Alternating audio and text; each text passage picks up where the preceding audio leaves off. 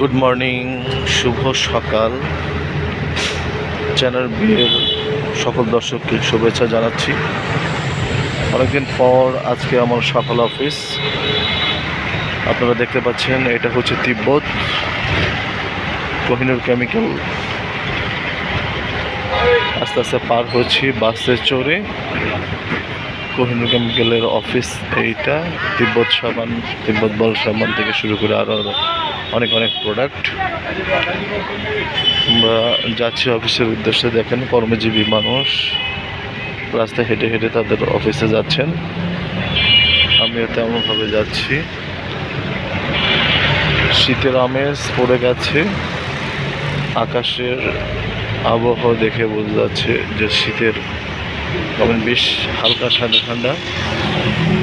রাস্তার দুই পাশে দাঁড়িয়ে আছে অজস্র বাস, কারণ এই বাসগুলো ঢাকা শহরের ভেতরে বাস স্ট্যান্ড হওয়ায় মহাখালীতে বাস রাখার জায়গা নেই। দেখতে পাচ্ছেন চ্যানেল আই, যার ইমপ্রেস টেলিফিল্ম আমরা বলি, অথবা চ্যানেল আই গ্রুপ, যার হচ্ছে হৃদয়ে বাংলাদেশ।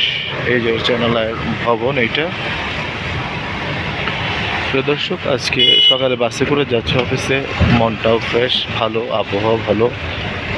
তো সব কিছুতে মনে করলাম যে আপনাদের সাথে শেয়ার করি। এটা হচ্ছে রয়্যাল এনফিল্ড যে মোটরসাইকেল, রয়্যাল এনফিল্ডের ঢাকা কেন্দ্র।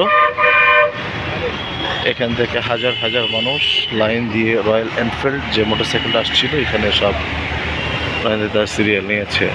রাস্তার দুই পাশে দেখতে পাচ্ছেন অজস্র গাড়ি। এটা হচ্ছে নাবিস্কো স্ট্যান্ড, বলা হয় নাবিস্কো একটা স্ট্যান্ড। এরপরে পার হয়ে আমরা যাব মহাখালী বাস স্ট্যান্ড, অথবা যেটাকে আমরা বলি টাঙ্গাইল বাস স্ট্যান্ডে। কিছুটা ব্রেক রাস্তায়, সামনে দেখতে পাচ্ছেন কত গাড়ি, প্রচুর মানুষজনের সমাগমের জায়গাতে। বাস কিছুক্ষণ থামা করে আবার সামনে টান দিয়ে চলে যাবে। দর্শক, সকালবেলা প্রতিদিন ঘুম থেকে ওঠার চেষ্টা করবেন। যারা মুসলিম ধর্মে আছে তারা নামাজটা পড়ে একটু হালকা যদি হাঁটাহাঁটি বা জগিং করেন, এটা আপনার শরীরের জন্য ভালো। আর সকালবেলা বিসমিল্লাহির রহমানির রহিম বলে যে কোনো কাজ যদি আপনি স্টার্ট করেন, দেখবেন মনে একটা প্রশান্তি পাচ্ছেন এবং কাজের সফলতা পাচ্ছেন। বাস দাঁড়িয়ে আছে। আমার অফিস হচ্ছে 7টায়, আমাকে ঢুকতে হবে, কারণ 8টায় নিউজ এসে আমার। বাস আবার রওনা দিয়েছে। আপনারা জানেন যে রাস্তায় বাসের ড্রাইভারের যে খেলা, কে আগে যাবে, কে পরে যাবে, কে কার রাস্তা আটকাবে।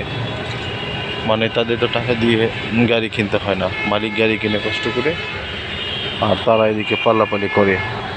বাসে সংঘর্ষ হয়, অনেক সময় মানুষের ক্ষতিরও কারণ হয়ে দাঁড়ায়। আমাদের হেল্পার মামা লোক নেয় জন্যই তবুও খালি ডাকছে বারবার।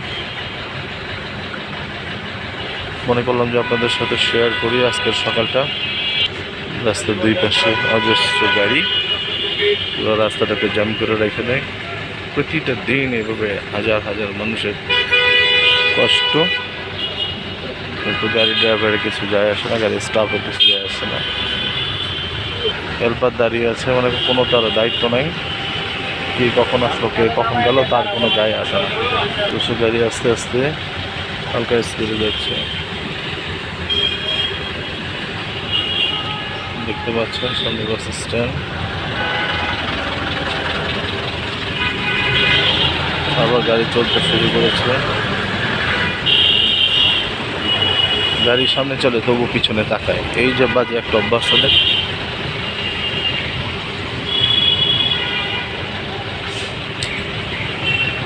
Good morning. 10 তারিখ না,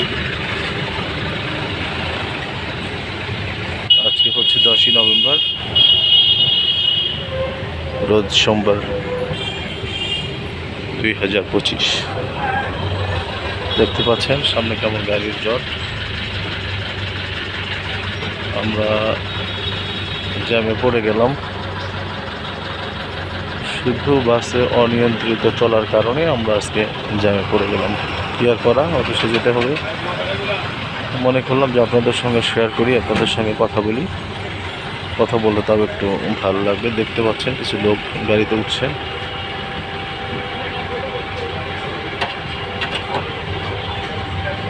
এখন বাজে 7:45 সকাল। মানুষ আসছে, ঘর থেকে বেরিয়ে পড়েছে। ঢাকা শহর ব্যস্ততম শহর, এখানে কেউ 10 মিনিট বসে থাকার সুযোগ সুবিধা নেই। প্রত্যেকটা মানুষকে কাজ করতে হবে, কাজ করলে কাজের বিনিময়ে সে কিছু অর্থ হবে, এটা দিয়ে তাদের সংসার চলবে। এই হচ্ছে ঢাকা শহর। আমাদের অন্যান্য জেলাগুলো থেকে যারা শিক্ষিত বেকার আছে প্রতিদিন ঢাকা শহরে ভিড় জমাচ্ছে।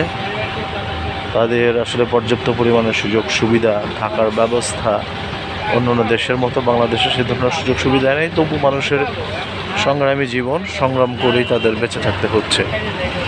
আর সংগ্রাম করে বেঁচে থাকলেই তারা ভালো থাকবেন, কাজের মধ্যে থাকবেন। এটা হলো মহাখালী বাস স্ট্যান্ড। এখান থেকে আর দেখেন অটো রিক্সা রাস্তা দিয়ে চলতে যাওয়ার কারণে একদম মেন রোডের মধ্যে অটো রিক্সা চলে, একদম একাকার অবস্থা। দর্শক দেখতে পাচ্ছেন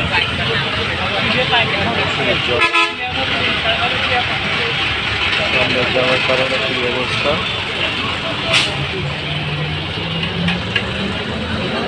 বাস চলে না এমন একটা অবস্থা।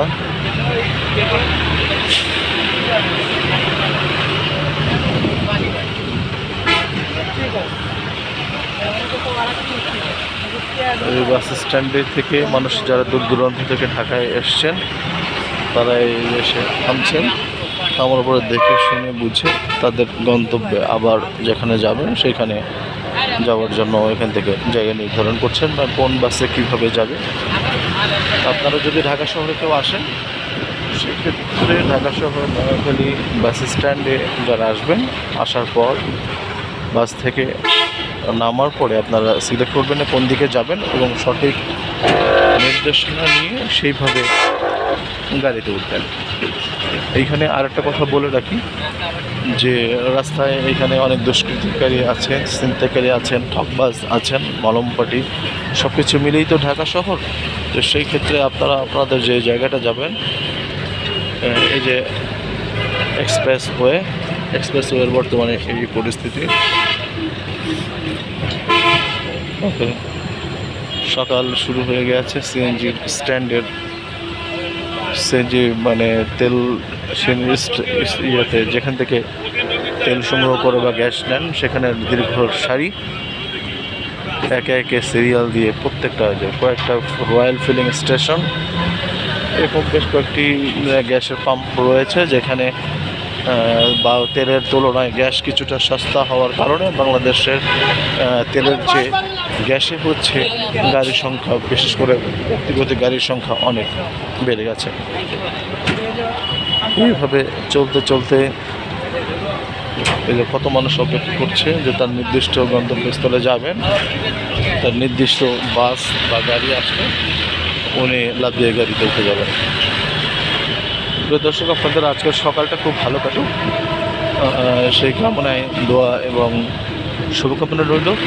সেই সাথে আপনি দোয়া করবেন যেন আমার জন্য দিনটা ভালো যায়, এভাবে যেন সবার আপনাদের মধ্যে মিলেমিশে থাকতে পারি। তো প্রত্যেকটা মানুষ একটা বাস স্ট্যান্ড, আমরা চলে এসেছি মহাখালী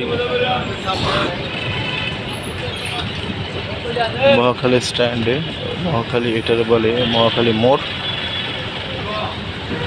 আমরা আগে ফেলে এসেছি, এটা হলো মহাখালী রেলগেট, যেখান থেকে আপনারা যে রাস্তাটা দেখতে পাচ্ছেন রাস্তাটা পার হয়ে ওই দিক দিয়ে ফার্মগেট থেকে শুরু করে মিরপুর সমস্ত জায়গায় ওইদিকে যাওয়া যায়। এই যাওয়ার রাস্তা।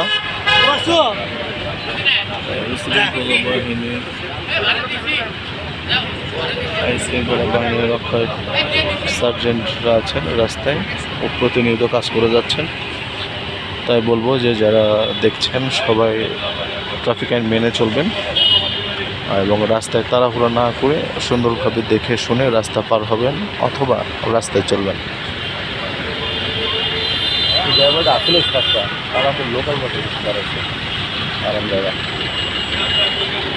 তো দর্শক আবার একটি বাসের পিছনে দাঁড়িয়েছে। আমাদের ড্রাইভারটা খুবই বাজে প্রকৃতির মানুষ,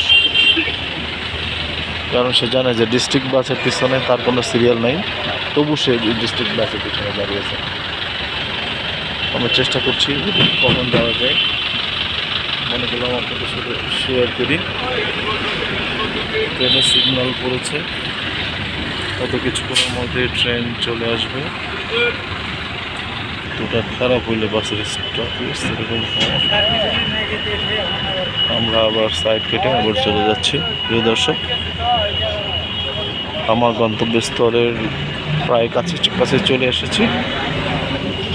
আমার এই ভিডিওটি যদি আপনাদের ভালো লাগে তাহলে অবশ্যই লাইক এবং সাবস্ক্রাইব করে আমাদের সঙ্গে থাকবেন।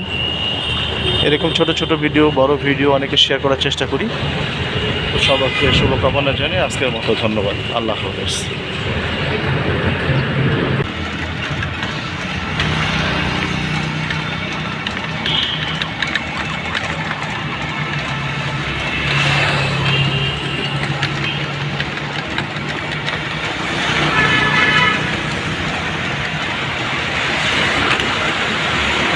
দর্শক, বাস থেকে নেমে রিক্সায় চললাম। আবার এখান থেকে আমার অফিস যেতে 20 টাকা লাগে। কী করতে হবে, আমরা যাচ্ছি রিক্সায় মহাকালী ওয়ার্ল্ডস হয়ে। এটা হচ্ছে দুর্যোগ ব্যবস্থাপনা অধিদপ্তর। দুর্যোগ ব্যবস্থাপনা অধিদপ্তর আপনারা জানেন 5 আগস্টের মধ্যে এটা প্রচুর পরিমাণে ক্ষতিগ্রস্ত হয়েছিল। এখন আবার এটার পুনর্নির্মাণ করা হয়েছে। যাই হোক, আমরা অফিসের বেশ কাছাকাছি সূর্য ভবন।